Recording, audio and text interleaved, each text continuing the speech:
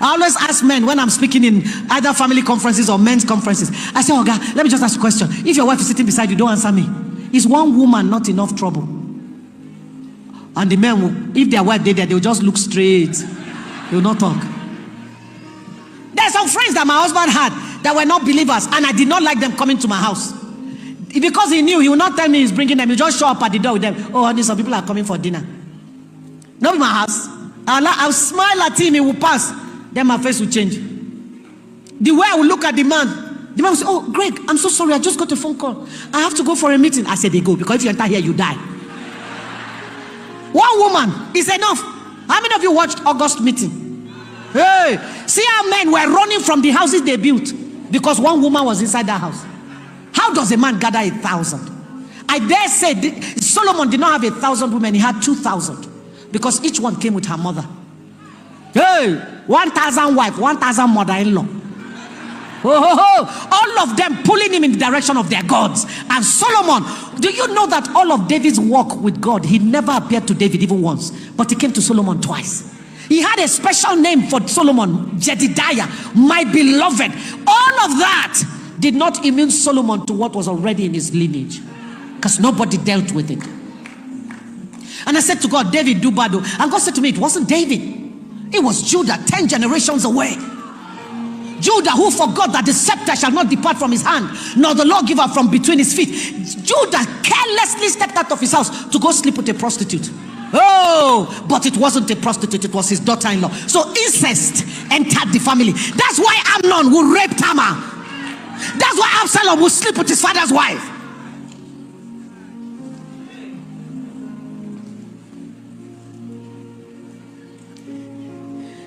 The most expensive sex in history of mankind is that one that Judah had with Tamar. Men, if you allow your erection to determine the direction of your life, it will not end well. This man went to sleep with prostitute and forgot to take money. Now how? Have you ever seen a prostitute disgracing a man for not paying her? Hey, I don't see him before. In Enugu, I went to preach in Enugu. One early morning like this, how about 5 a.m. I heard somebody shouting, no, pay me my money. She was, so I opened my door like, who is shouting at 5 a.m.? The man did not pay her. Do you know that man did not come out of that room till every guest left? He paid for an extra day because he paid for an extra day because he couldn't come out. He was too ashamed. So me, I was too shocked. Like, I've been hearing that prostitutes can disgrace a man like this. This one is not ashamed. Very posh hotel. But the man was not ashamed to bring prostitute into posh hotel. So I was standing there in shock looking at her. She just thought, now wait, you never say I showered before. Hey! I ran back into the room, closed the door. I was scared.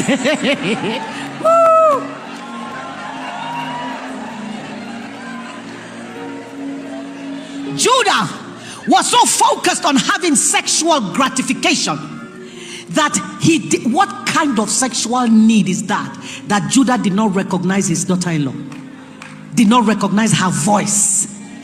When she was negotiating with him, he didn't know who she was. Excuse me.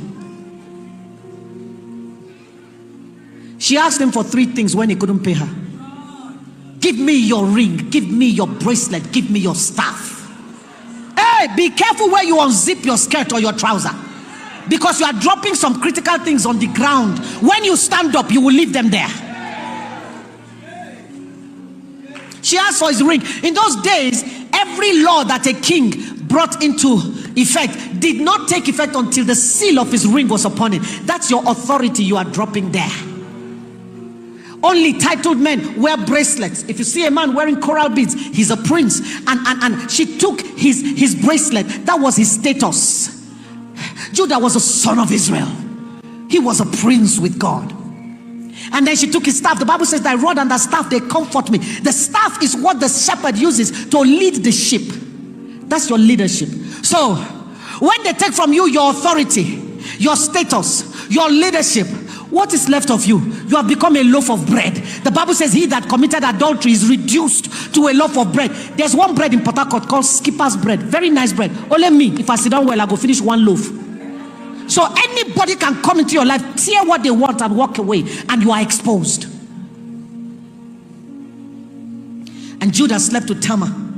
And when they brought her to him, he said, stone her to death. He wanted her to die so that he will not give her to Shelah, his son, his last son. And she said, before you kill me, I'm guilty, but before you kill me, the owner of these things is the father of the baby in my womb. And he looked and they belonged to him. And the Bible says, he said, she has been more righteous than me, full stop. Nobody dealt with it. Nobody said anything. Who are you to say something? Judah is the son of Israel. When Shechem raped the daughter of Jacob, what did two sons do? Levi and Simeon. They went and wiped a nation out. So who are you to say they should stone Judah? You die. Your whole generation, they wipe you out. Everybody kept quiet. And that thing went under the carpet and waited. I said to the Lord, there are 9 men between David and Judah. Why don't we hear about them? He said they were not poised to be great. And the devil does not waste ammunition on losers. He waited for the best descendants of Judah and he took them out with the same sin. Took them out. So I give you the few more examples you heard of Moses and anger. Moses was called the meekest man on earth. But anger tripped him up. He couldn't enter into the promised land.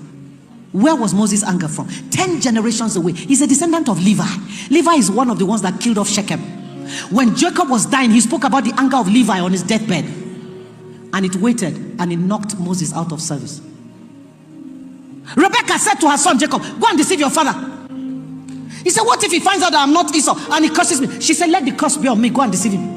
What she was saying is, I'd rather be cursed than not deceive. Where is Rebecca's tricks? In fact, she brought it from her father's house and named her son Trickster. Jacob means trickster. Where is Rebecca's own from? Don't forget that Rebecca is the sister of Laban. Laban is the one that changed Jacob's wages 10 times. Attempted to cheat Jacob and send him away empty-handed. So she took it from her father's house. This is just the Bible's way of balancing it, so that you will not think it only comes from the fathers. It also comes from mothers. My middle senior sister ran away at the age of 16. We looked for her for more than a year when we found that she was already pregnant for somebody. My father took her. No, the man, once he found out that her family had found out where she was from, he pushed her out. So my dad took her. She came home. She gave birth to a girl, and the girl bears my father's name. We have never seen the man till today. The girl is 40 years old now. I was in Port Harcourt when the girl that my sister gave birth to was 16. They called me, Christy, we cannot find her. I said, what do you mean? We don't know where she is. She just ran away. Just like my sister ran away at 16. I found wherever money was, I found it. I gave people, enter this nation and look for her. Do you know where they find my niece? Gombe. Gombe. Sorry if you are from Gombe here. Forgive me, Pastor. Yakuri. But who goes to Gombe? Only pastors people go to Gombe.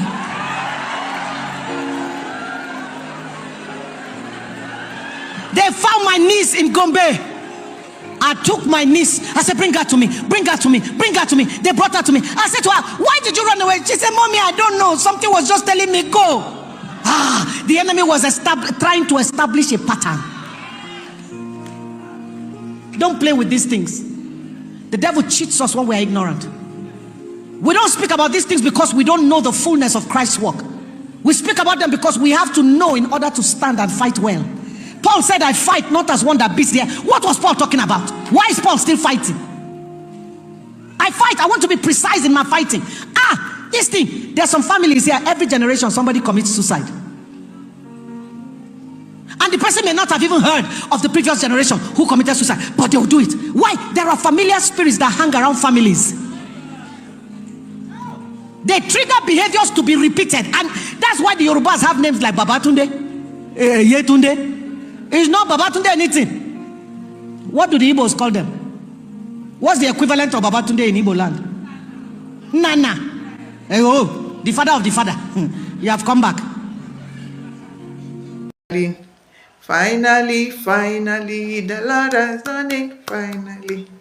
Finally, oh, the Lord has done it. Finally. We are in the month of November. Just a month to Christmas. The Lord has done it. Finally.